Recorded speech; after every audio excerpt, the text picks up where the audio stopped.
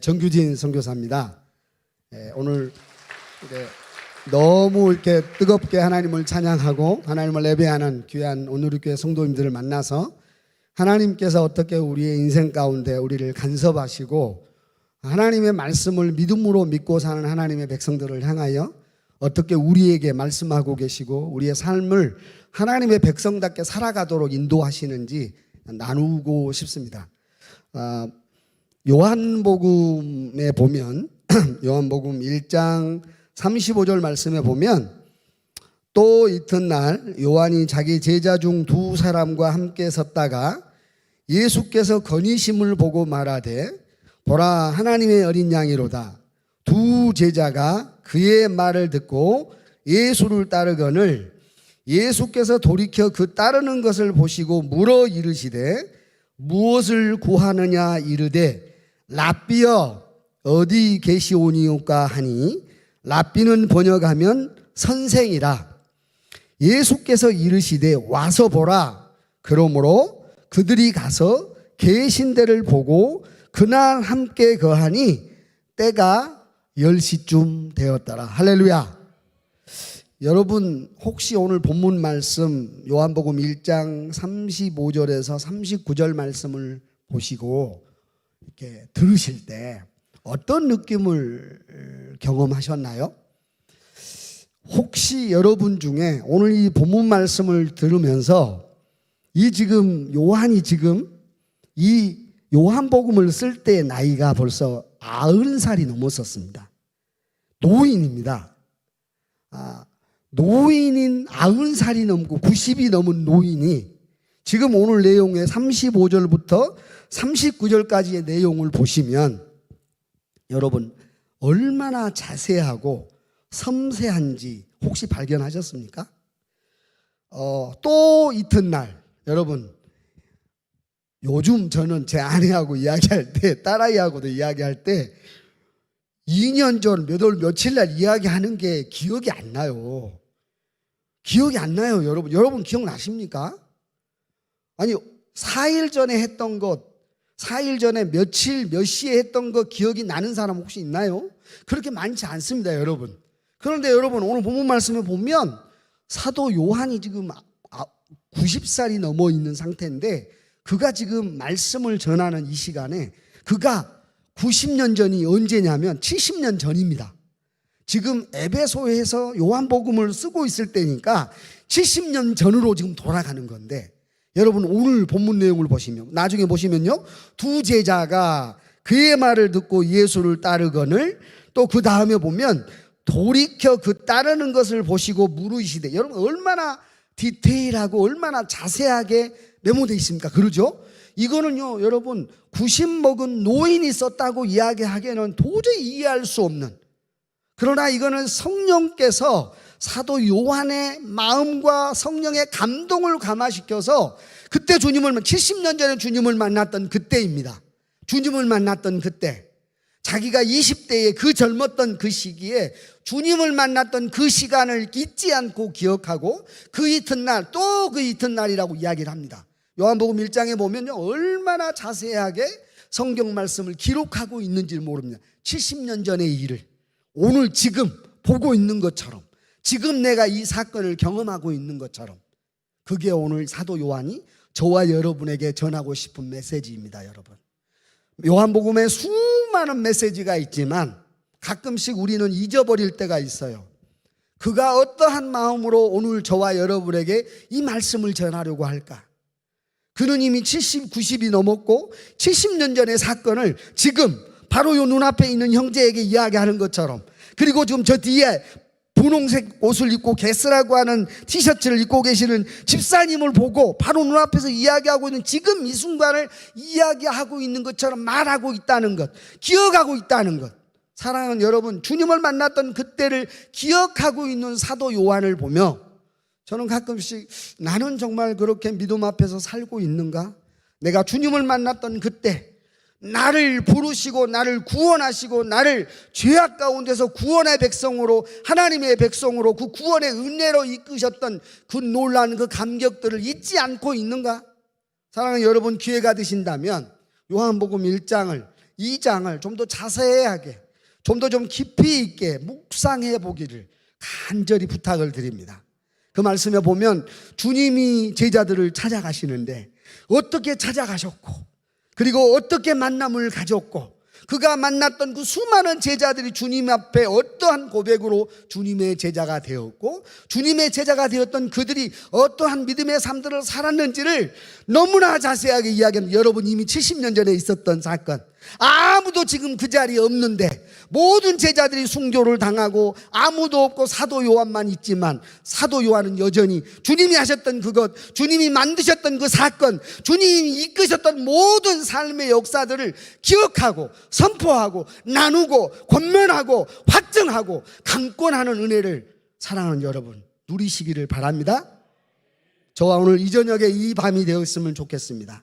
주님이 찾아가셔서 여러분의 심령 한 사람 한 사람, 주님이 어떠한 것들을 이야기하고 계시고 주님이 어떤 것들을 말씀하고 계시는지 잊지 마시고 기억하시고 붙드시고, 그 말씀을 붙드는 은혜 가운데 머물러 끊임없이 주님을 만끽하고 끊임없이 주님을 즐거워하고 끊임없이 주님과 함께 놀이하고 끊임없이 주님과 행복해하는 그 마음이 되시기를 우리 주 예수님으로 간절히 축원합니다. 바로 보여주시겠습니까? 본문을 좀 바로 보여주시면 좋겠습니다. 오늘 본문 말씀입니다. 한 사람의 범죄로 말미암아 사망이 그 한 사람을 통하여 왕노릇하였은즉 더욱 은혜와 의의 선물을 통하여 넘치게 받는 자들, 받은 자들이 아니고요, 받는 자들입니다. 여러분 잊지 마세요. 받는 자들, 현재형입니다. 그리스도 예수의 은혜와 의의 선물을 받는 자들, 그것이 누구냐면 바로 오늘 이 자리에 주의 말씀을 사모하여 이 주일날 저녁에 어디 놀러가지 않고 TV 앞에 앉아 계시지 않고 주의 말씀을 사모하는 열심으로 와 있는 오늘 사랑하는 여러분들에게 의의 선물을 받는 자들로 그 영광을 누리는 하나님의 백성의 그 영광의 자리에 불러주셨음을 믿습니다. 오늘 그 은혜가 저와 여러분에게 동일하기를 바랍니다. 그렇다면 그 은혜를 받는 자들, 의의 선물을 받는 자들, 의의 선물을 통하여 넘치게 받는 자들은 한 분 예수 그리스도를 통하여 생명 안에서 왕노를 한다고 합니다. 우리가 죄로 인하여 우리의 생명이, 영원한 생명이 끊어졌지만 아담으로 인하여 끊어졌던 것을 예수 그리스도로 인하여 완전한 구속의 은혜로 우리가 완전히 구원의 은혜를 경험하신 한 분 예수 그리스도 때문에 구속의 은혜를 입었지만 의의 선물, 우리는 의로운 존재가 아닙니다. 우리는 죄악된 존재입니다. 그럼에도 불구하고 주님, 예수님 한 분, 그분 때문에 우리가 의의 선물을 받는 존재들이 되었는데요. 여러분, 그의 의의 선물은 우리의 위치와 우리의 신분과 우리의 잘남과 우리의 잘생김과 우리의 멋짐과 우리의 키 크고 낮고 적고 부유함에 상관없이 모든 그리스도를 아는 자들, 오직 그리스도 이름을 믿는 자들 모두에게 동일한 은혜 주심을 믿으시기를 바랍니다. 오늘 그 저녁 그 말씀을 전하기 위해서 제가 이 자리에 섰습니다. 계속 보여주시겠습니까? 네. 제 아들입니다. 제 아들이 이름이 예일입니다. 정예일인데 예수를 제일로 높이고 예수를 제일로 사랑하고 예수를 제일로 영광스럽게 하는 아들이 되라고 예일이라고 이름을 지었습니다. 근데 아들이 저는 158밖에 안 됩니다. 근데 아들은 181입니다. 키도 크고 또 운동을 많이 했습니다. 그래서 농구도 하고 우리로 이야기하면 피트니스도 하고 그래서 굉장히 몸도 건강했는데 갑자기 2015년 6월 달에 그때가 이제 제 아이가 고등학교 2학년이 끝났습니다. 그래서 고등학교 3학년 들어가기 바로 직전이었는데 저는 이제 선교지에 있었고 제 아내와 또 이제 아들과 딸이 이제 한국으로 막 들어온 상태인데 그때가 6월 아마 7일인가 아마 됐던 것 같습니다. 저는 아직 선교지에 있었을 때인데 갑자기 제 아내한테서 이제 연락이 온 거예요. 아들이 계속 토하고 열이 막 나고 막 그런다고. 그래서 어떻게 된 건지 몰라서 이제 제가 그 다음 주에 바로 들어오게 됐는데 바로 들어와서 제가 들어오자마자 좀 컨디션이 계속 애가 쓰러지고 열이 막 40도까지 올라가고 막 그래서 아이를 바로 연세대학교 세브란스 병원으로 데려가서 바로 피 검사를 했어요. 피 검사를 했는데 갑자기 의사가 좀 심각한 표정으로 다가오더니 오진이 아니면 95% 급성 림프종 백혈병이라는 거예요. 갑자기 그런 얘기를 하니까 얼마나 당황스럽고 얼마나 그냥 믿겨지지가 않는 거예요. 그래서 에이 그럴 리가 있냐고. 지금 그때가 한참 메르스가 유행일 때였어요. 그래서 저희 부부는 메르스인 줄 알고 나름대로 아니라고 계속 부인을 했는데 의사가 오진이 아니면 99% 급성 림프종 백혈병인데 빨리 결정하라는 거예요. 우리 병원에서 치료를 할지 아니면 다른 병원으로 옮길지. 근데 이제 제 마음속에 어떻게 하면 좋을까 고민을 하다가 하나님께서 이곳으로 인도하신 데 이유가 있으니까 그냥 연대 세브란스 병원으로 입원시켜서 바로 치료를 하자. 시작을 해서 치료를 시작을 했습니다. 치료를 하면서 하나님께서 제가 이제 선교지회를 2004년 5월 달에 선교지에 갔는데 10년 동안 아들이 2015년 6월 달에 이제 아팠는데 2004년부터 이제 15년까지 선교지에 있으면 제가 이제 무슬림 선교를 했어요. 10년 동안은 무슬림 선교를 깎아지면 목사님께서 면도할 돈이 없어가지고 수염을 기르는 것 같다 그렇게 이야기를 하시더라고요. 사모님도 그 얘기를 하셔서 굉장히 웃었는데 사실은 제가 이제 무슬림 선교를 하기 위해서 수염을 길렀습니다. 수염을 길리다 보니까 이렇게 좀 나름대로 멋지게 생겨가지고 잘 어울려져서 그나마 제 트레이드가 된 건데요. 무슬림 선교를 한 10년 정도 하고 그 한 11년쯤 됐는데 그 11년 동안에 선교지에서 너무 많은 일들이 있었어요. 정말 많은 어려움이 있었고 파송교회가 3번이 바뀌고 그리고 이제 후원이 계속 끊어지고 먹고 사고 생활하는 부분도 어려움을 경험하고 또 이제 아내가 운전했던 차에 또 이렇게 무슬림 아주머니가 이제 교통사고가 나고 그 아주머님이 사망하고 그러면서도 아내도 많이 힘들어지고 여러 가지 많은 부분들이 있어서 아내가 또 우울증으로 또 쓰러지고 그래서 어쩔 수 없이 선교지를 나와야 하는 상황까지 생기게 되고 그래서 선교지에 있으면 수많은 엄청나게 일들이 벌어졌고 11년 동안 사역하면서 그럼에도 불구하고 하나님이 늘 지키시고 그럼에도 불구하고 하나님이 늘 저희들을 보호하셨던 것에 대한 확신이 항상 있었기 때문에 아들이 이렇게 아파도 반드시 하나님이 회복해 주시고 은혜로 이끄실 것을 믿었어요.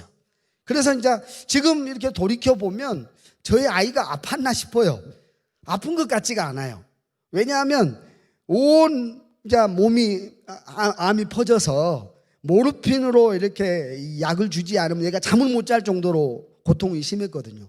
그런데 이 아이가 한 번도 아빠 아프다고 너무 아프다는 표현을 한 번도 해본 적이 없었던 것 같아요. 항상 웃고 항상 소망을 갖고 오히려 엄마 아빠를 위로하고 빨리 나을 것처럼 이야기하고 그런 마음들 항상 있어서 저도 지금 제 아내랑 가끔씩 이야기하면서 보면서 우리 아들이 아팠었나 하는 생각이 들 정도로 그 정도로 항상 소망과 희망 가운데 그 사역 계속 아이를 치료를 하게 됐는데 그 치료 기간이 약 한 7개월 10일 정도 됐었어요. 아까 지금 보여드렸던 사진은 뭐냐면 병원에 입원하고 바로 이제 한 달쯤 됐을 때 이제 치료를 해야 되고 항암 투자를 해야 됐기 때문에 머리를 밀어야 됐어요. 그래서 머리도 잘 생겼는데 머리를 싹 밀고 이제 그때 저희가 같이 이제 우리 딸아이가 마침 또 들어오고 같이 이렇게 보내면서 사진을 찍었던 사진인데 저게 사실은 저희 4가족이 찍었던 마지막 사진이 됐어요. 네, 어찌됐든지 그래서 저렇게 했는데 나중에 7개월 10일 동안 일단은 간호를 했는데 결국에는 하나님께서 저 아이를 향한 계획과 하나님의 놀라운 섭리와 우리는 이해할 수 없지만 그분의 놀라운 계획과 은혜가 있기에 저 아이를 하나님 앞에 먼저 데려갔어요. 지금은 우리 아이는 벌써 6년 전에 하나님 앞에 가 있고 저와 제 아내와 제 딸아이는 다시 이 땅에서 하나님이 저에게 주신 사명을 붙들고 믿음으로 살아가고 있습니다. 할렐루야! 할렐루야! 이 일들을 경험하며 하나님 앞에 너무 많은 감사와 영광을 돌립니다. 그럼에도 불구하고 이제 이 아이가 병원에 이제 입원해 있을 때 아까 좀 말씀드렸잖아요. 아팠는데 한 번도 아픈 것 같지가 않아요. 왜냐하면 항상 웃었고 항상 농담했고 위트와 유머로 막 저희가 항상 즐거워요. 빨리 나을 것을 믿고. 그런데 일단은 뭐 나올 기미는 보이지 않고 의사 선생님은 이제 얼마 남지 않아서 그 아이의 생명이 곧 끝날 거라고 빨리 이야기를 하라는 거예요. 근데 차마 아빠 입장에서 아이한테 너 얼마 남지 않았다고 말을 못 하겠더라고요. 그래서 이제 기도하며 계속 기다리고 있는데 갑자기 어떤 순간에 그 생각이 들었는지 모르겠는데 아이가 그러는 거예요. 아빠, 내가 얼마나 남았어요? 물어보는 거예요. 근데 우산은 이제 얼마 남지 않았다는 얘기를 하는데 제가 거짓말을 할 수도 없고 그래서 뭐라고 말을 못하고 주저주저 하고 있는데 갑자기 물어보는 거예요. 아빠, 내가 몇 년 남았어요? 몇 년이 아니잖아요. 그래서 몇 개월 남았어요? 몇 개월도 아니고 아니야, 선생님이 얼마 남지 않았대. 그런데 이제 그 얘기를 듣고 아이가 스르르 잠이 들었어요. 왜냐하면 이제 그때 간호사가 와서 이제 정규적으로 이제 모르핀을 이렇게 주사를 줬는데 모르핀 들어가니까 애가 스르르 잠이 들더라고요. 그런데 이제 잠이 들고 한 3, 40분쯤 좀 잤던 것 같은데 깨고 나서 아이 얼굴이 완전히 흑빛인 거예요. 그래서 너무 걱정이 됐어요. 저도 제 아내도. 왜냐하면 혹시 이 아이가 죽음을 두려워하고 혹시라도 아빠, 내가 왜 죽어야 해? 아빠, 나 살고 싶어.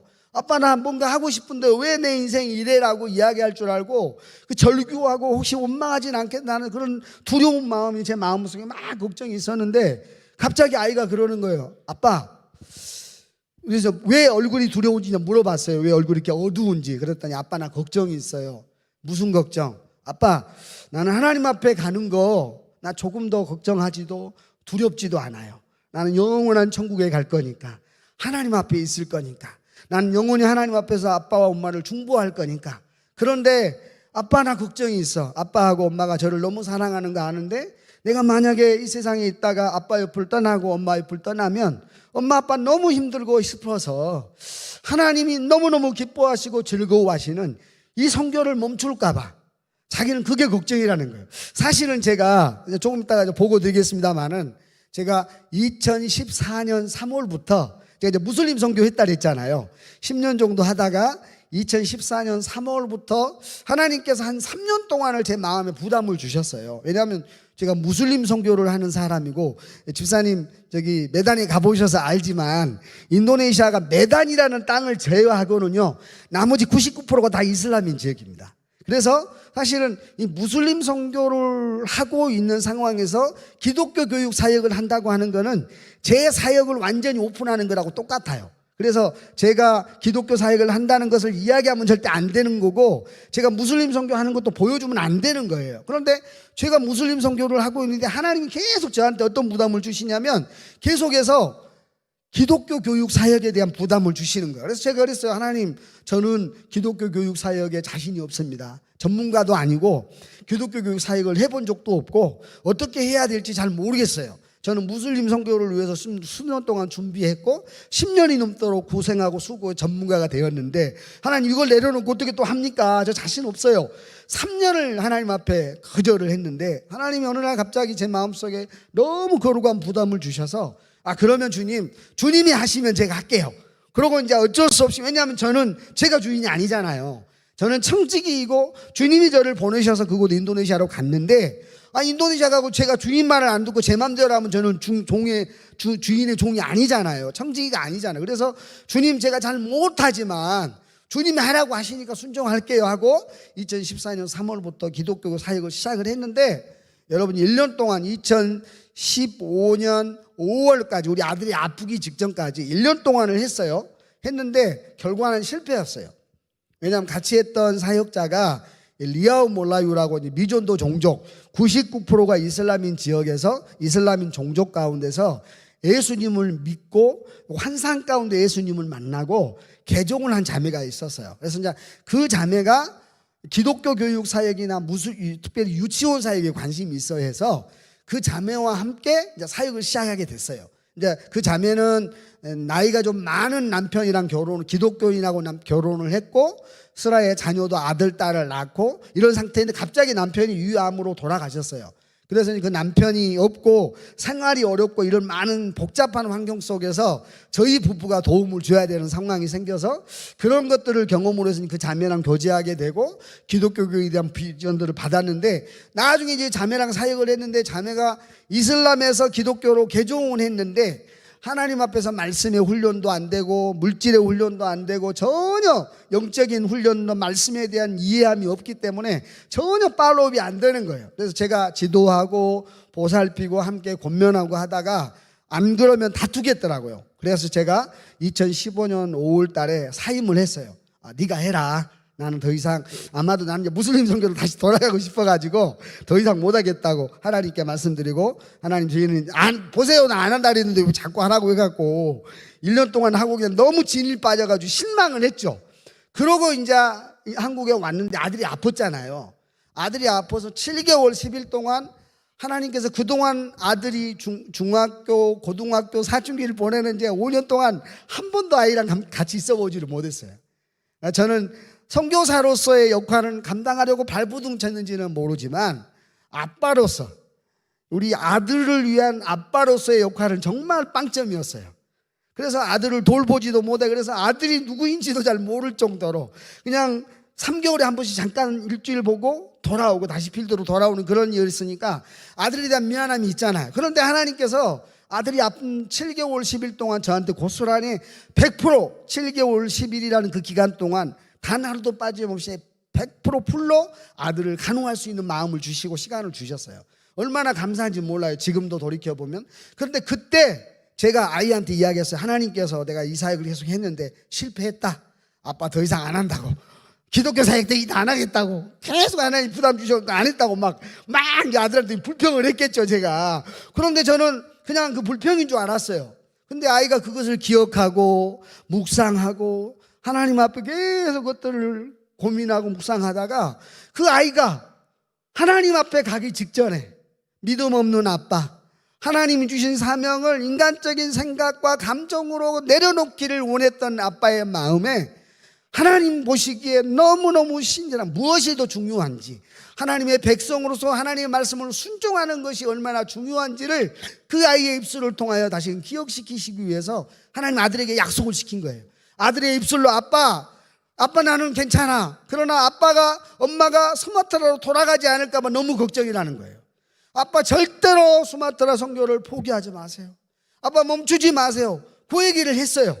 사람 여러분, 그런데 저도 육신을 갖고 있는 아빠다 보니까 그렇게 사랑했던 아들이 하나님 앞에 갔는데 감당이 안 되더라고요. 감당이 안 돼서 길을 가다가 우리 아들 같은 젊은 아이들만 보면 막 눈물이 막 주룩주룩 나는 거예요. 미안함도 있고, 아들이 자랄 때 한 번도 같이 있어주지 못했던 그 아이를 병상에서만 지켜보다가 하나님 앞에 보냈던 제 마음이 너무 미안해서, 천국에 간 건 아무 문제 없는데 제가 갖고 있었던 이런 마음 때문에 아들이 너무 보고 싶은 마음이 커서, 그러니까 제가 뭘 하겠습니까? 아무것도 할 수 없죠. 근데 이런 상황 속에서 그 아이에 대한 이런 마음, 근데 그 아이가 그 순간에 하나님 앞에서 아빠 절대로 수마트라 선교를 포기하지 말라는 그 말 한마디를 남겨놓고 하나님 앞에 갔는데, 아이하고 약속했죠. 아빠 절대로 수마트라 선교 포기하지 않고 다시 돌아갈 거라고. 엄마도 이야기하고 저도 약속을 했는데 여러분, 현실이 딱 잡히니까요, 현실이 딱 드러나니까 도저히 약속을 못 지키겠어요, 여러분. 그래서 가면 내려놓을 게 너무 많은 그래서 제가 아들이 1월 27일 날 하나님 앞에 갔는데요, 저희가 결정을 내리지를 못했어요. 수마트라 선교로 다시 돌아가겠다는 말을 못하고 거의 한 4개월 동안을 헤맸습니다. 아내도 저도 아무것도 하지를 못하고. 그런데 여러분, 그때 하나님께서 저에게 아들의 입을 통하여 약속했던 그 말씀을 기억나게 하셨는데, 그 말씀이 바로 고린도후서 10장 3절 말씀입니다. 그 다음 화면을 고린도후서 10장 3절 말씀에 보면 3절입니다. 같이 읽겠습니다. 시작. 우리가 육신으로 행하나 육신에 따라 싸우지 아니하노니. 하나님께서 우리가 육신으로 행한다는 거예요. 육신으로 산다는 거예요.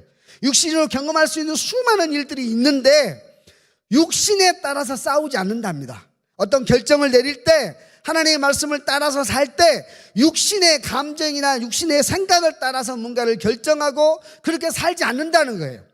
저는 이 말씀을 하나님이 제게 확 주시는데 제가 하나님 앞에 꼬꾸라졌어요. 내가 지금 가려고 하지 않는 것, 이거는 내 육신의 감정에 매여 있는 거구나. 내가 내 아들을 사랑한 거는 맞는데 그러나 어떻게 가냐? 가고 싶은 마음도 없고 이미 완전히 박살나 있는 내 심령을 내가 하나님 앞에서 어떻게 해결을 할꼬? 그래서 계속 고민하고 갈등하다가, 그러나 믿음의 사람은 성령에 따라서, 성령의 말씀을 따라서 말씀을 붙들고 그 말씀을 믿음으로 붙들고 일어나야 되는 게 맞습니다. 여러분 믿으십니까? 믿습니까? 이 은혜가 저와 여러분에게 동일하게 임하시기를 바랍니다. 왜냐하면 우리는 육신을 따라 사는 존재가 아닙니다. 육신을 따라 싸우는 존재가 아닙니다. 저와 여러분은 모두 성령을 따라 사는 하나님의 백성들입니다. 그러므로 그 믿음을 따라서 제가 믿음으로 순종을 하고 아내와 함께 아내를 계속해서 기다리고, 그리고 결국에는 저희가 2016년 9월 달에 다시 인도네시아로 복귀를 하게 되었습니다. 할렐루야. 그림부터 좀 보여드리겠습니다. 그래서 제가 이제 사역을 하고 있는 수마트라인데요, 그런 과정 속에 제가 이제 하나님 앞에 9월 달에 순종을 해서 다시 인도네시아로 복귀를 했습니다. 복귀를 했는데 아까 말씀드렸던 것처럼 제 컨디션이 복귀를 했다고 일을 할 수 있는 컨디션이 아니에요. 한 3년 이상 가더라고요. 이런 상황들이. 그래서 3년 동안은 정말 어떻게 집중할 수 있는 상황이 아니에요. 필드에 이미 뻑간발에 들어가 있고 수마트에 들어가 있기는 한데 제가 집중해가지고 사역을 할 수 있는 상황이 아니고, 그리고 제가 제 아내가 우울증을 한 6년 정도 앓았는데 6년을 완전히 나았음에도 불구하고 이제 아이가 그런 슬픔을 경험하고 우리로 이야기하면 상실을 경험했으니까 아내가 혹시 어떤 위험한 결정을 할까봐 제 마음속에 말할 수 없는 두려움이 있었어요. 혹시라도. 물론 하나님의 신실하심으로 늘 지키시고 보호하셨지만 연약한 제, 믿음 없는 저는 그런 두려움에 매번, 그러니까 제가 하나님이 제게 주신 사역에 집중할 수 없었어요. 여러분, 이게 저의 상태였습니다. 그러나 제가 이미 하나님의 말씀에 순종하여 수마트라에 가 있었고, 하나님이 믿음 없는 아빠를 자기의 마지막 유언으로, 마지막 말 한마디로 아빠, 하나님이 주시는, 하나님이 너무도 기뻐하시는 수마트라 선교를 멈추지 말아달라는 아들의 말에 제가 순종하고 하나님의 말씀으로 받고 수마트라로 돌아갔는데, 그 다음 그림 보여주겠습니까? 하나님께서 일하시기 시작하셨습니다. 할렐루야. 제가 처음 시작했을 때 아이들이 12명이었습니다. 그리고 그 아이가 24명까지 갔고, 제가 아까 말씀드린 2015년도 할 때까지는요, 이 24명에서 30명 정도에 머물렀었습니다. 그런데 이제 제가 2016년 9월 달에 복귀했고, 그리고 복귀해서부터 이제 예전 같은 실수를 하지 않기 위해서 한 3개월 정도는 모든 행정적인 준비를 해서 제가 저희 재단의 이사장이 되고, 그리고 나서 행정적으로 충분히 일을 할 수 있는 위치를 만들고 난 다음에 일을 시작을 했는데, 그때가 2017년 1월이었습니다. 하나님의 은혜 가운데 그 일을 하기 시작했는데요, 저희가 이제 하면서 하나님이 주신 은혜 가운데 이 아이들을 위하여 기도하고, 이렇게 아이들이 오면 하나씩 하나에 다 품고 기도해주고, 제가 교육적인 전문가는 아니지만 그리스도의 사랑으로 이 아이들을 키워야 된다는 것은 분명한 확신이 있어서 아이들 하나의 교사들 모두 데리고 기도하고, 또 가장 먼저 오면 예배부터 먼저 드리고 하나님의 말씀을 가르치고 하나님의 말씀을 또 묵상하게 만들고 하나님의 말씀으로 이 아이들이 어떻게 하루를 살아내는지를 점검하는 것이 저희 학교 아이들이 하루를 시작하는 모든 과정 가운데 가장 먼저 하는 일들입니다. 이 일들을 진행을 했는데요, 그 다음 그림 보여주시겠어요? 이렇게 해서 이제 우리 아이들이 예배당에 모여서 기도하고 모든 것들을 시작하기 전에 아이들이 학교에 오면 아이들이 한 7시 반부터 수업을 시작하는데요, 7시 반까지 와야 되는데 아이들이 7시 15분까지 옵니다. 그러면 아이들이 8시부터 수업을 시작하는데 7시 반부터 8시까지는 모든 아이들이 모여서 저렇게 공간에 예배당에 모여서 예배를 먼저 드립니다. 그리고 나서 또 보여주시겠습니까? 이렇게 해서 했는데 하나님께서 매 학기 때마다 멀티플라이를 시키는 거예요. 거짓말 하나도 안 하고요. 24명이었던 아이들이 48명이 되고, 48명이었던 아이들이 90명이 넘는 거예요. 100명이 되는 거예요. 그리고 100명이 200명이 되고 200명이 400명이 되는 거예요. 여러분, 할렐루야. 근데 제가 할 수 있었던 일이 아닙니다. 이거는 하나님께서 제가 거기에 있는 것만으로도, 중심만으로도 하나님을 예배하고 하나님 말씀에 순종하려고 하는 그 믿음을 순종하는 그 자세만으로도 하나님 너무 기뻐하셔서 하나님이 일하시기 시작하는데, 우리 학교에 대한 너무 좋은 소문들을 만들어내시고, 그리고 이 아이들이 여러분 아까 말씀드렸잖아요. 공부하는 데보다는 기도하고 예배 드리는데 모든 수업 시간을 드리잖아요. 30분 동안 다른 아이보다 공부를 못해요. 그런데 여러분, 놀라운 일이 생기는 게 이 아이들이 너무 똑똑해지는 거예요. 다른 아이들보다 더 열심히 공부하고 더 열심히 공부하지 않고 하는데도 30분 동안 더 먼저 예배드리고 기도하고 하나님 말씀 묵상하고 똑같이 아이들하고 공부를 하는데, 하나님이 얼마나 이 아이들을 똑똑하게 만드냐면요, 제가 2017년 1월 달에 시작했다잖아요. 학교를 시작하고 2018년 6월 달에 학교 인가를 받았어요. 할렐루야. 시작한 지 얼마 되지도 않았는데 학교 인가를 받았습니다. 학교 인가를 받고, 그러고 난 다음에 11월 달에 세 개의 도가 모여가지고 우리 아이들이 다 모여서 올림피아드 경시대회를 했어요. 이게 수학 경시대회, 과학 경시대회, 영어 경시대회를 했는데요. 여러분, 초등학교 처음 인가를 받았는데 학교가 우리 아이들이 800명이 모여 있는 데서 우리 아이들이 1, 2, 3등을 다 해버렸습니다. 할렐루야. 애들이 얼마나 똑똑한지 몰라요, 여러분. 유치원 아이들, 초등학교 아이들 말할 것도 없어요. 얼마나 하나님이 아이들에게 지혜를 주시냐면요, 교사들도 그렇고 아이들도 그렇고 하나님의 말씀에 붙잡힌 바 되니까 하나님이 탁월한 지혜를 주셔가지고 800명이 모이는데, 여러분 저희는요 갈 차가 없어가지고 오토바이 타고 갔는데, 이 800명 아이들은 뭐 집사님 아시겠지만 돈 많은 아이들은 얼마나 삐까뻔쩍하게 차 타고 오는 줄 몰라요. 우리는 오토바이 타고 갔는데 1, 2, 3등을 다 휩쓸고 와버렸어요. 그러니까 막 교육청도 그렇고 주변 사람이 완전히 얼마나 부러워했는지 몰랍니다. 할렐루야. 이 놀라운 일이 하나님의 말씀에 순종하고 하나님의 말씀을 우선으로 믿고 따르는 모든 하나님의 백성들에게 하나님이 주신 축복임을 믿으시길 바랍니다. 이게 모든 우리 사랑하는 온누리교회 성도님 자녀들에게, 모든 믿음의 성도들에게 다 임하기를 축복합니다. 그렇게 이제 진행했는데, 그 다음 그림 보여주시겠어요? 그래서 이제 하나님의 은혜로 저희가 학교 이렇게 인가를 받아야 되는데, 인도네시아는 학교 인가를 받으려면 두 가지 조건이 있습니다. 하나는 학교를 오픈한 지 6년이 넘어야 됩니다. 그러니까 1회 졸업생이 나와야 되고요. 안 그러면 학교 자체 건물이 있어야 돼요. 근데 아까도 말씀드렸잖아요. 학교를 시작할 때 너무 열악하게 시작했고, 제가 다시 돌아와서도 저희는 돈이 없어가지고 학교 이게 한 5m 곱하기 한 12m 되는 건물이 있는데, 이거를 룩고라고 해가지고 2층짜리 건물이 있어요. 이거를 4동을 저희가 빌려서 이 학교를 이제 운영을 했는데요. 이 학교를 운영을 하고, 이 학교를 운영했으니까 렌트한 거잖아요. 그러니까 학교 인가를 해줄 조건이 안 돼요. 학교 자체 건물이 있어야 되는 거예요. 학교 자체 건물이 있든지 학교가 세워진 지 6년 이상이 되든지. 그런데 저희는 다 안 맞잖아요.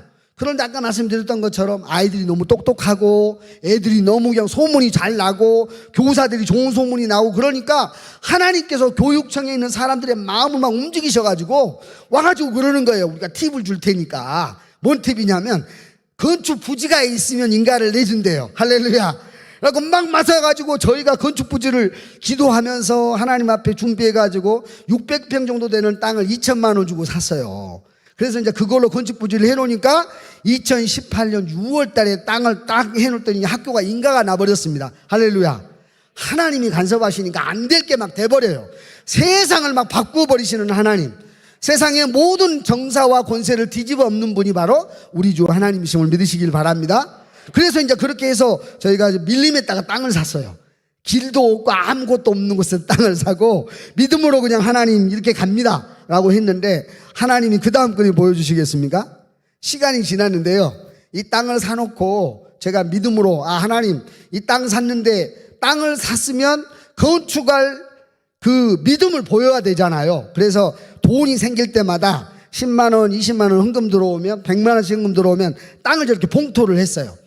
건축 헌금도 없고 아무것도 없는데, 왜냐하면 이렇게 일을 해보고 우리 아이들을 잘 가르쳐 보니까 하나님이 일하시는 게 막 보이는 거예요, 제 믿음 속에. 그래서 그러면 하나님이 이렇게 준비해 놓으면 또 건축을 하시겠지, 이런 마음이 들어가지고 돈 있을 때마다 막 땅을 이렇게 만들어서 그 밀림을 이렇게 반반하게 땅을 만들어서 준비를 해놨어요. 이걸로 안 끝내고 그 다음 글을 보여주시겠어요? 그래서 저희가 이렇게 해놓고 우리 아이들이 아까 말씀드렸죠, 24명에서 48명, 50, 그 다음에 90명, 그 다음에 100명, 200명, 400명이 된 거예요. 그래서 이 아이들을 데려다가 저희가 그 땅 산원 한 1km 정도 되는 곳에다가 저희가 이제 아이들을 키우는데, 우리 아이들이 아무것도 경험하지 않고 자라는 게 아니라 어려서부터 공부하면서부터 하나님이 어떤 하나님인지, 우리 아이들의 기도를 하나님이 듣고 계시는지 안 듣고 계시는지, 이 아이들이 어려서부터 경험하기를 원하는 마음 때문에 땅을 사놓고 아이들을 데려가 계속 기도를 시켰어요. 하나님, 우리가 여기서 공부하고 싶어요. 하나님, 여기서 예배당이 있게 하여 주시고, 하나님 건물이 있게 하시고, 하나님이 일하신 것들을 우리 눈으로 보게 해주세요라고 기도를 하고, 이 아이들을 1km를 걸어 다니면서 유치원 아이들 초등학교 1학년부터 6학년까지 데리고 다니면서 막 기도를 했어요. 엄청난 기도를 많이 하고, 기도한 것을 기도 편지로 올렸어요. 우리 이렇게 기도했습니다. 하나님께서 은혜 일하시도록 기도해 주세요, 관심을 가져주세요라고 한국교회에 요청을 했는데, 어느 날 갑자기 저희가 저 때가 언제냐면 2010년 1월이었습니다. 1월 4일인가 5일쯤 됐는데 기도하고 기도 편지를 보내서 한국교회로 보냈는데, 여러분, 할렐루야, 할렐루야, 할렐루야, 할렐루야, 하나님이 일하심을 저는 고백하고 싶어서, 사랑하는 여러분, 우리가 이렇게 기도했는데요, 하나님이 이 기도를 들으십니다. 하나님이 얼마나 놀라운 기도를 들으시는지 몰라요. 이 기도를 들으시고 하나님께서 한국교회에 있는 어느 권사님의 마음을 움직이셔서 거룩한 부담을 갖게 하시고, 저희가 기도한 지 3주 만에 하나님께서 그분의 마음을 움직여서 건축원금이 4천만 원을 준비시키신 거예요. 그래서 저희에게 갑자기 전화가 온 거예요. 제 후배 목사님께서, 형님, 갑자기 건축원금이 생겼다는 거예요. 우리 학교를 건축하시고. 그래서 그 얘기를 듣고 제가 얼마나 하나님께 감사했는지 그 다음 그림 보여주실래요? 제가 그냥 바로 그냥 건축 기공 예보를 드려버렸습니다. 할렐루야. 멈추면 안 됩니다, 여러분. 하나님이 일하신 걸 믿음으로 볼 때 그냥 한 발자국 한 발자국 계속 나가면 하나님이 일하시는 것들을 더 놀랍게 경험한 걸 믿습니다. 그래서 이제 바로 2월 저희가 2월 3일날 건축 예배를 드리고, 저 위에 있는 건 건축 기공을 바로 그 예배 드리고 시작을 한 것인데, 2020년 2월 10일 날 기공을 시작을 했습니다. 건축을 시작했는데요, 그 다음 그림 보여주시겠습니까? 하나님께서 일해 주셔가지고 저렇게 막 건축이 쉽게 바로 진행이 됐습니다. 그래서 그때가 마침 또 팬데믹 기간이잖아요. 모든 상황이 어렵고 한국 경제도 어렵고 모든 것들이 어려운데, 제가 또 이제 팬데믹 기간이어가지고 이 2월 10일 날 건축을 시작해놓고 나머지 건축기금을 마련하기 위해서 한국에 딱 들어왔는데, 들어왔다가 나가려고 4월 3일 날 비행기 공항에 딱 갔는데 하늘이 닫혀버린 거예요. 그래가지고 이제 비행기 티켓도 돌려받지도 못하고 결국에는 인도네시아를 못 들어가게 됐어요. 그래서 못 들어간 상태에서 계속해서 이제 건축은 진행이 되고 있는데, 하나님께서 이 모든 것들을 제가 가지 않아도 하나님의 계획 속에, 하나님의 일하심 속에 있으니까 일이 막 너무 빨리 진행이 되는 거예요. 그래서 팬데믹 기간에 저희 학교가 건축이 되었습니다. 할렐루야. 그 다음 그림 보여주시겠습니까? 예, 그래서 멀리 밀림에 있는 땅인데 그쪽에서 사진을 찍어서 지금 진행되고 있는 모습이고요. 그 다음 그림 보여주십시오.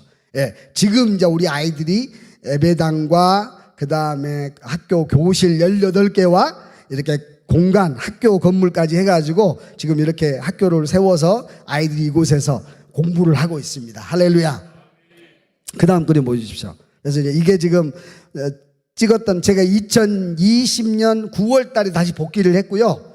그리고 난 다음부터 이제 계속해서 이제 학교를 보수공사하고 지금 이제 완전히 완벽하게 잘 진행이 되어져서 학교를 진행하고, 우리 애들이 팬데믹 기간에도 열심히 공부했습니다. 저희는 비대면으로 안 하고 대면으로 수업을 다 했습니다. 그래서 하나에 다 지혜를 만들어서 멈추지 않고 하나님의 말씀을 가르치는 것과 기도하는 것과 하나님의 말씀을 암송시키는 것과 하나님께 예배하는 것들을 멈추지 않고 계속 진행을 했습니다. 그 다음 그림 보여주시겠습니까? 이게 저희 학교 전경이고요. 그 다음요.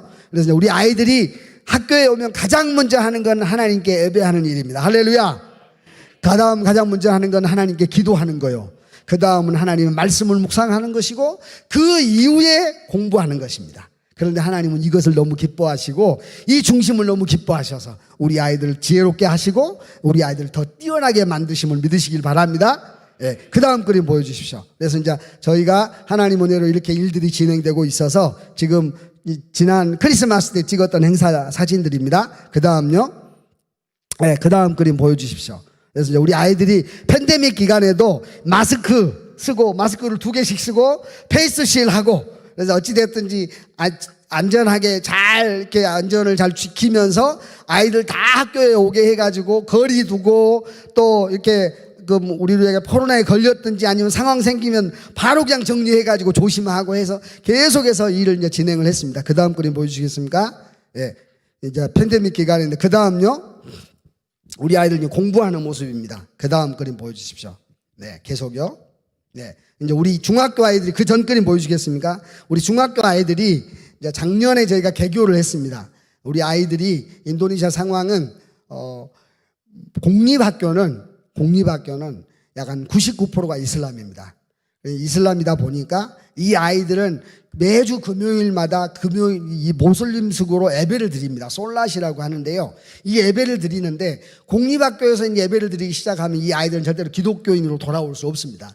물론 종교는 기독교인이지만 이 아이들의 문화와 의식 속에는 절대로 기독교인으로 머물러 있지 않습니다. 그래서 만 18세가 되면 이 아이들이 나중에 자기가 어떤 생활의 문제, 결혼의 문제가 생기면 스스로 기독교에서 이슬람으로 개종을 해버립니다. 그래서 지금 메단이라고 하는 그 지역을 제외하고는 원래는 그곳이 약간 그 바탁이라고 하는 기독교 종족이 75%에서 87%가 기독교 종족이었는데 지금은 통계적으로 27%밖에 남아있지 않습니다.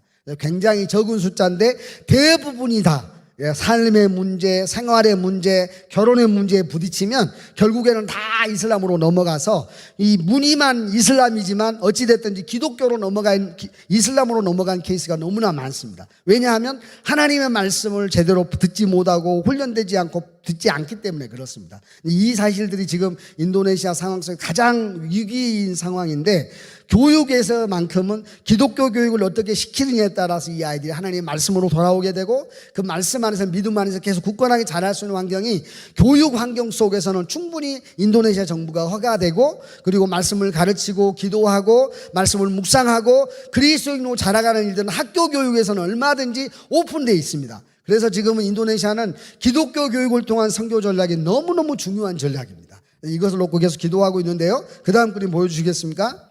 그래서 이제 우리 아이들이 매번 행사 때마다 예배를 먼저 드리고 그리고 부활절 그리고 또 추수감사절 이런 모든 행사 때마다 아이들이 철저하게 하나님을 예배하고 절기를 배우고 하나님의 교리를 훈련하고 준비하고 이렇게 있습니다. 그 다음 그림 보여주십시오.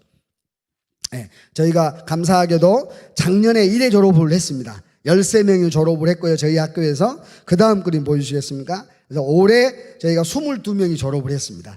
감사한 거는 작년에는 한 명만 저희 중학교로 올라왔는데 올해는 15명이 올라왔고 나머지 7명은 다른 학교에서 저희 학교로 전학을 와서 저희 학교 기독교 학교로 지금은 중학교 2학년 아이들이 22명이 되었습니다. 할렐루야. 예. 그 다음 그림 보여주시겠습니까? 그래서 이제 이 아이들이 자기 학교에 대한 부분들을 계속 이렇게 자기들이 먼저 발룬티어로 학교의 모델이 되겠다고 해가지고 우리 학교를 소개하고 나누는 브로셔에 이렇게 사진이 되어서 학교에 대한 자부심이 굉장히 많습니다. 그 다음 그림 보여주시겠습니까? 제가 이제 사실은 설교하고 그리고 말씀을 전하다가 지난 1월 달에 이민국에 이제 고발을 받았어요. 고발을 당해서 제가 이제 추방을 당하게 되었습니다. 추방을 당하게 되었는데 제가 사실은 오늘 로마서 5장 17절 말씀을 묵상하면서 하나님께서는 단지 우리를 의의 선물을 영적인 부분으로 하나님의 의로운 하나님의 백성으로 삼는 일에만 우리를 그렇게 지켜주시는 것이 아니라 우리가 하나님의 일을 행할 때에 하나님께서 이 세상 가운데서도 이 열방 가운데서도 하나님의 말씀을 증거하는 일에도 우리를 하나님의 왕노를 하는 예수 그리스도의 자녀로 왕노를 한 존재로 우리를 지키시고 하는 것들을 경험하게 되었어요. 왜냐하면 제가 이제 설교를 하다가 일단 이민국 직원이 9명이 와가지고 저를 이제 고발을 해서 잡아가게 됐습니다. 그래서 잡아가지는 않고 제가 이제 한 이틀 동안에 이민국에 가서 조사를 받고 결국에는 그 조사 결과에 제가 추방을 당하게 됐어요. 그래서 일단은 당신은 더 이상 우리 인도네시아에서 있을 수 없고 6개월 정도만 인도네시아에서 나갔다가 다시 새로운 비자로 들어와도 된다고 이렇게 이야기를 한 거예요. 그래서 이제 제가 이제 억울하지만 그래도 이 사람들이 제가 비즈니스 비자로 가지고 있는 상황에서 이 설교도 하고 하나님의 말씀도 나누고 하니까 이게 불법이라는 거예요. 근데 제가 그 비즈니스 비자로 있지만 합법적인 한도 내에서 모든 것들을 잘 지켜왔는데 한 번도 그런 적이 없었는데 제가 이제 사랑하고 제가 이제 아꼈던 수양 딸이 이제 이 아이가 좀 잘못된 일을 하면서 지가 이 잘못된 것을 제가 좀 고치기 위해서 그 운영이사장 자리에서 내려오게 하고 그리고 이제 이 아이를 좀 더 그 가져갔던 공금횡령한 돈들을 돌려받기 위해서 이 아이를 내려오게 했는데 애가 이제 앙심을 품고 저를 이제 그 이민국에 고발을 했어요. 고발을 하고 난 다음에 제가 너무 이제 곤란한 상황이 생겨서 결국에는 추방을 이제 결정하게 된 거죠. 근데 인도네시아 정부가 여러분 2억 7천입니다. 전 세계의 인구가 4위입니다. 그래서 인도네시아 정부가 얼마나 강한 자존심이 갖고 있냐면 자기 행정부가 결정한 것들을 함부로 바뀔 수가 없어요. 정치잖아요. 그리고 정권이잖아요. 그런데 이 행정부가 결정한 이민국에서 추방을 결정을 했는데 하나님께서 제가 하고 있는 이 일을 너무 귀하게 여기셔서 제가 또 귀해서가 아니라 하나님 제가 하고 있는 일이 너무나 귀해서 하나님이 저를 지키시고 보호하셔서 이미 이민국에서 추방이 결정이 됐는데 갑자기 그 추방 결정된 것들 뒤집어 엎는 일들이 생겼어요. 그래서 제가 이제 이틀 동안 조사를 받고 결국에는 4명의 이민국 직원이 저희들을 이 뻑간바루라는 곳에서 자카르타까지 2시간 정도 비행기를 타고 가야 되거든요. 근데 그러면 이제 자카르타까지 나가야 되잖아요. 그래서 이민국 직원이 이 정부가 자기 돈들을 쓰고 저를 자카르타까지 데려가서 제가 인도네시아를 나가는 것까지 보고 돌아오도록 다 이제 사인까지 다 끝났는데 갑자기 이제 제가 돌아보니까 너무 하나님께 감사한 거예요. 왜냐하면 제가 감금을 당해야 되는데 감금을 당하지도 않았고 함부로 무시당해야 되는데 무시를 당하지도 않고 하나님께서 저를 지키신 것이 너무나 감사했고 그리고 하나님이 이 모든 일들을 행하게 하셨던 것들을 돌아보니까 감사한 일이 너무 많더라고요. 그래서 이제 제가 그동안에 제 아이가 아침에 소천하고 6년 동안 한 번도 쉬지를 못해서 어쩌면 하나님께서 또 6개월 동안의 휴가를 준 거구나 라고 생각하고 휴가를 주었다고 생각하고 하나님께 감사의 조건들을 올려드렸죠. 그랬는데 그렇게 하고 이제 제가 이제 떠날 준비를 하면서 제 후배들에게 제 제자들에게 앞으로 제가 없는 동안에 해야 되는 많은 일들을 이제 가르치고 준비하는 가운데 기도하게 됐죠. 하나님 제가 떠나게 되면 이러이러한 일들을 해야 되는데 하나님 도와주시고 또 이 일들을 제가 할 수 없으니까 성령께서 친히 간섭하셔서 이 일들을 행해 주십시오. 하나님 이 일들을 통해서 제자들이 마음을 굳게 먹고 하나님의 말씀에 굳게 설 수 있도록 해 주시라고 그렇게 기도하고 이렇게 기도해 달라고 제가 아는 많은 분들에게 기도 부탁을 드렸는데 마침 이제 제가 추방이 딱 결정되고 난 다음에 인도네시아 자카르타에서 이제 일하고 계시는 어떤 장로님이 계셨어요. 근데 그 장로님에게도 기도 부탁을 드렸는데 그 장로님께서는 그 기도 제목을 보시고 당신이 40년 이상 인도네시아 살았는데 6개월 동안 추방이라고 이제 이민국에서는 이야기를 하지만 추방이 결정되고 난 다음에 정상적인 비자로 들어온 경우가 한 번도 없었다는 거예요. 당신이 알기에는 이 이민국 직원이 지금 우리로 이야기하면 거짓말을 한 건데 제가 너무 순수해가지고 그냥 나간다고 사인까지 해버린 거죠. 저는 이미 사인을 다 한 상태고 이미 나가기로 다 결정이 된 상태인데 이 장로님이 이 일이 너무 하나님 앞에 귀중한 일인데 당신이 잠을 못 주무셨다는 거예요. 그래서 하나님께 계속 기도하다가 당신이 도울 일이 없을까 고민하다가 보니까 확인을 해보니까 그 당시에 저희 인도네시아는 34개 주가 있습니다. 34개의 주에 모든 이민국들이 다 있는데요.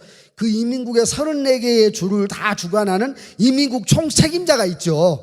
그 총책임자를 당신이 초창기 젊었을 때부터 알고 있었던 아주 막역한 친구 사이라는 거예요. 마침 그 사람을 알게 되어가지고 전화를 했더니 그 사람이 마침 전체 34개 주의 인민국의 총 책임자로 발령이 받아서 일을 하고 있는 상황에서 전화를 해서 제 상황을 이야기를 하게 됐는데, 감사한 거는 여러분, 아무리 좋은 의도로 이 장로님이 이야기를 했다 할지라도 하나님께서 그 사람의 귀를 열어주시지 않고 하나님이 그 사람의 마음을 움직여주시지 않으면 이 일이 어떻게 되겠습니까? 어떻게 인도네시아 정부가 자존심이 있지 자기들이 결정한 건데 어떻게 뒤집어 엎을 수가 있냐고요. 있을 수 없는 일 아니겠습니까?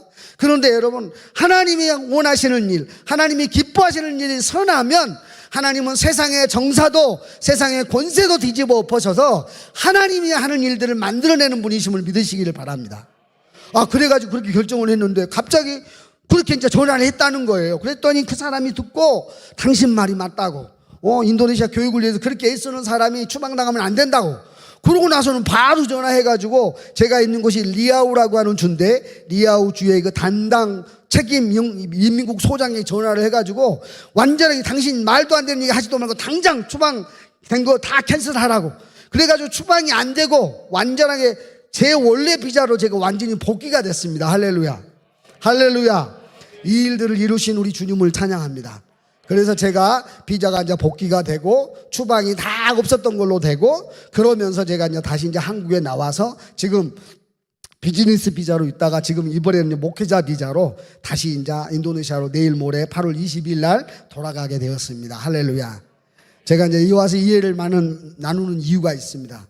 하나님께서 하나님의 백성들을 향하여 택하시고 일하시고 선택하시고 그분의 선하신 뜻을 따라서 우리를 이끄실 때에 하나님은 당신의 말씀에 순종한 하나님의 백성들을 일하시는데, 제가 하는 일뿐만이 아니라 제가 하려고 하는 모든 일들을 준비시키는 일에 하나님이 강권적으로 역사하시고 친히 지키시고 세상의 정사와 권세도 뒤집어 엎으면서 당신의 하는 일들을 친히 지키시는 분이심을 믿으시기를 바랍니다.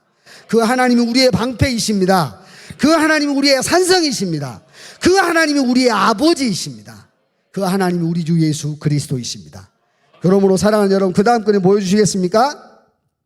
네, 로마서 8장 1절에 2절의 말씀처럼 그러므로 이제 그리스도 예수 안에 있는 자에게는 결코 정죄함이 없나니 이는 그리스도 안에 있는 생명의 성령의 법이 죄와 사망의 법에서 너를 해방하였습니다. 할렐루야.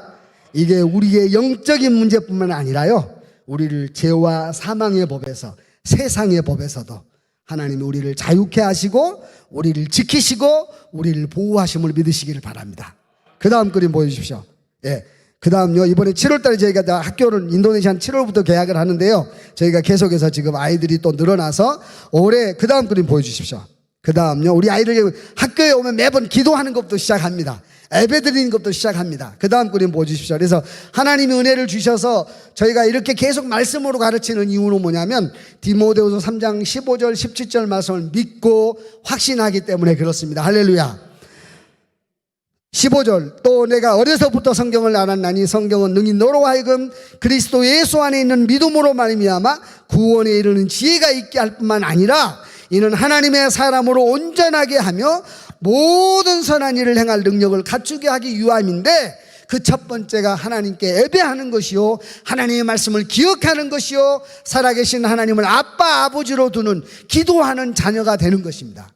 그런데 여러분, 어려서부터 그런 훈련이 되어지지 않으면, 어려서부터 경건의 훈련이 되지 않으면 여러분 절대로 익숙해지지도 않고 세상을 이길 능력이 없습니다. 이 일을 저는 믿고 믿음으로 하고 있는데요, 저희가 이제 고등학교까지 계속 학교를 세워가고 진행을 할 계획입니다. 그 다음 그림 보여주시기 바랍니다. 이제 우리 아이들이 지금 계속 자라고 있는데요, 그 다음요, 저희가 이제 개학을 해서 우리 예배를 드렸는데 오전반 아이들이, 저희가 이제 교실이 부족합니다. 18개를 교실을 세웠는데 14개 정도 교실이 아직도 부족합니다. 그래서 기도하면서 지혜를 얻다가 오전반, 오후반으로 나눴습니다. 그래서 지금 전체 아이들이, 그 다음 그림 보여주시겠습니까? 네, 우리 아이들이 오전에 조회하는 모습이고요. 그 다음요, 네, 이게 오전, 오후 조회하는 모습들입니다. 약 한 650명 되는 아이들이 매일 저희 학교에서 바글바글 대면서 하나님의 말씀을 배우며 하나님의 말씀을 찬양하며 하나님의 말씀을 기억하며 하나님의 말씀대로 순종하는 믿음의 훈련들을 말씀 안에서, 교육 안에서, 하나님의 생명 대신 진리 안에서 이렇게 믿음 안에서 잘하고 있습니다. 할렐루야. 이 모든 일들을 우리 주님이 하고 계십니다. 예. 그 다음 그림 보여주시기 바랍니다. 그 다음요. 예. 그래서 지금 현재 유치원생이 한 95명 정도 되고요. 그리고 초등학생이 한 523명 정도 됩니다. 그리고 중학생이 1학년, 2학년, 5명이 2학년이고요. 22명이 1학년입니다. 그래서 27명이 중학교에서 공부를 하고 있고, 나중에 이제 지금 초등학생 중에 지금 6학년 아이들이 한 55명 정도 되는데, 이 아이들이 내년에 또 중학교로 올라올 것입니다. 이 아이들이 오면 또 중학교도 저희 한 100명 가까이 되는 그 정도 되는데, 이 아이들을 수용할 공간이 없습니다. 그래서 계속해서 이 아이들을 위해서 기도하고 있고, 교사만 벌써 45명, 이번에 새로 또 5명을 뽑아서 한 50명 정도가 공부를 하고 있는데, 하나님이 계속 일하고 계세요. 어떻게 감당해야 될지를 잘 모르겠어요. 저와 제 아내만 사역을 하고 있는데, 정말 많은 젊은이들이 함께 와서 사역하고 기도해주고 이 아이들에게 비전과 소망을 주는 많은 일꾼들이 필요합니다. 여러분 생각날 때마다 기도해 주시기를 바랍니다. 그 다음 그림 보여주십시오. 그래서 우리 아이들이 성경, 여러분 요즘은 성경 안 보잖아요. 우리는 성경으로, 이 디지털로 돌아가고 있습니다. 계속해서 아날로그로 돌아가고 있습니다. 계속 성경을 보고 있고요. 계속 애들이 종이장으로 이렇게 넘기고 읽고 하는 것들을 계속해서 매일마다 성경을 가져와서 예배 때 성경을 보고 읽히고 하나님의 말씀의 훈련들을 계속 시키고 있는데, 이 일들에 놀라운 믿음의 열매들이 있을 수 있도록 계속 기도해 주시고 간구해 주시고 관심을 가져주시길 간절히 축복합니다. 간절히 부탁드립니다. 그 다음 그림 보여주십시오. 예배드린 모습이고요. 이제 그동안은 팬데믹 기간에 사실 이렇게 못했는데, 올해부터는 백신을 다 맞힌 아이들은 다시 이렇게 축복하고 기도할 수 있게 되었습니다. 그래서 다시 시작했고요. 유치원 아이들입니다. 그 다음요, 초등학교 아이들이고요. 그 다음요, 중학교 아이들입니다. 그 다음 보여주십시오. 그 다음요. 그래서 이제 저희가 우리 중학교 아이들은 특별한 학교입니다. 아이들이 수업이 끝나고 나면 그냥 가지 않고요. 그날 아침에 말씀 들었던 것들을 묵상하고 나누고 성경 공부합니다. 그리고 집으로 돌아갑니다. 여러분, 이런 아이들이 하나님의 말씀에 붙잡히게 돼 있습니다. 할렐루야. 이 아이들이 고등학생이 될 것입니다. 이 아이들이 대학생이 될 것입니다. 이 아이들이 성년이 될 것이고 결혼을 할 것이고 또 믿음의 아이들이 잘할 것입니다. 인도네시아가 어둡습니다. 수마트라가 여러분 메단이라고 하는 지역만 빼고 나머지는 다 99%가 95% 이상이 다 이슬람인 곳입니다. 그러나 여러분, 세상은 그런다 할지라도 하나님의 백성들은 말씀으로 계속해서 자라고 있고 성장하고 있습니다. 그런데 여러분 잊지 말아야 할 게 있습니다. 여러분, 하나님이 이것을 너무 기뻐하십니다. 할렐루야. 하나님이 하나님의 말씀을 배우는 일에, 하나님의 말씀을 가르치는 일을 하나님 너무나 기뻐하셔서 부족하고 형편없고 믿음 없는 저를 통하여, 우리 부부를 통하여 하나님이 학교를 부흥하고 계시고 성장시키고 계시고, 교사가 없어서 교실이 없어서 아이들을 받지 못할 만큼 이렇게 성숙하고 성장하고 있습니다. 이 놀라운 일에 사랑하는 여러분, 저와 여러분이 증인이 되어주시기를 간절히 부탁드립니다. 왜냐하면 여러분, 믿음의 눈을 가지고 하나님이 하신 일들을 바라보는 자가 역사의 증인이 될 것이고 영광의 증인이 됨을 믿습니다. 그 다음 그림 보여주십시오. 우리 중학교 아이들이 매 순간마다 끝나고 예배를 드리고 있습니다. 모든 게 예배입니다. 저희는 예배와 기도와 찬양과 그리고 하나님의 말씀 묵상과 그리고 공부를 합니다. 그 다음 그림 보여주십시오.